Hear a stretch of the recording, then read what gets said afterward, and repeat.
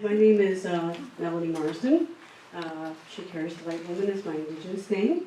And I want to just honor the territories in which we're on. You see the territories of Algonquin, so we which is that. So I work at Springtide Resources in Toronto, Ontario. And we provide resources aimed at ending gender-based violence. I'm the manager of inclusion and accessibility at Springtide. And I'm speaking today about a project that we recently completed called Senior Shelter Inclusion Accessibility Project. The purpose of this project was to develop a best practices guide for seniors with disabilities. So in terms of the funding piece, it's seniors in this case is 55 and up. And so we wanted to create a best practices guide for seniors with disabilities and deaf folks so that if and when they need to go to a shelter, they can actually have that privilege like other people have, and it be accessible and inclusive. So we wanted to create a best practices guide. We developed a team. I developed a steering committee. And the steering committee is made up of folks that are racialized, folks that have disabilities, folks that are seniors.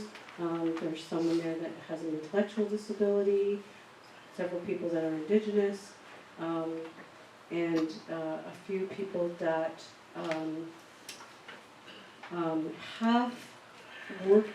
are working in the field and have worked in the field in terms of the shelter systems.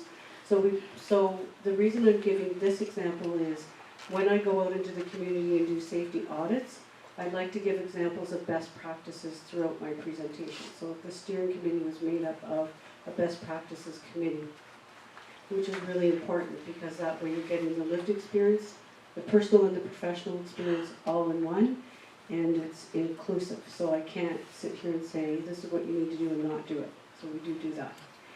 So the best practices guide, we also had a researcher, and we developed a survey that was sent out, and there's a whole slew of statistics and so on that we can at some point present.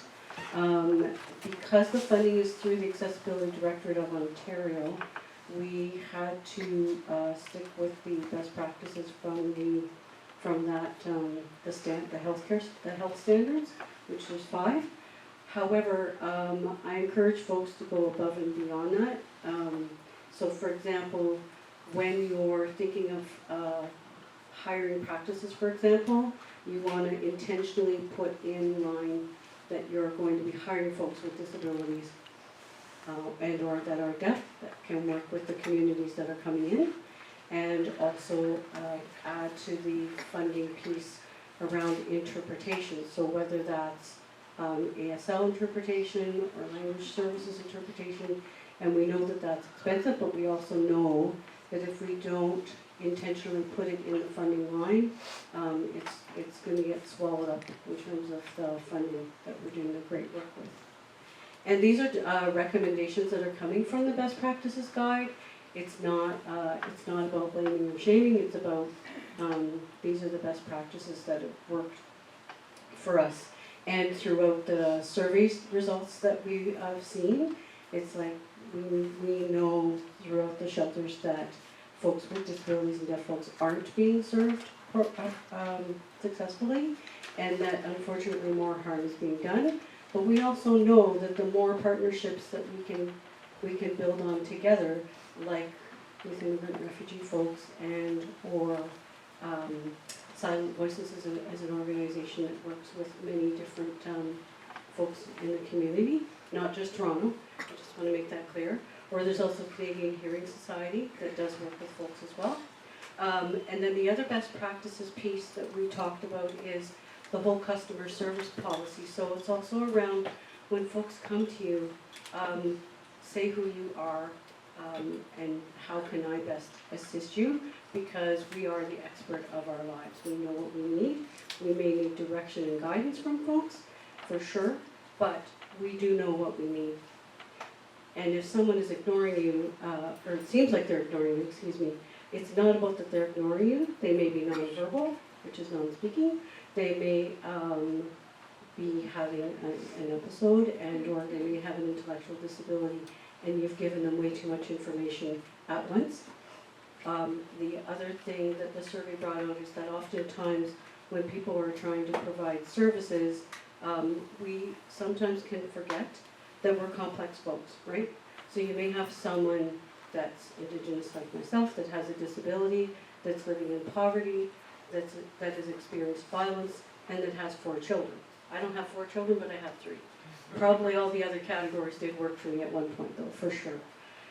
So it's about recognizing that we all have complex lives as well, and but that we can be integral in our healing as much as the next person, and we want to be able to do that. So best practices, again, back to your policies and procedures.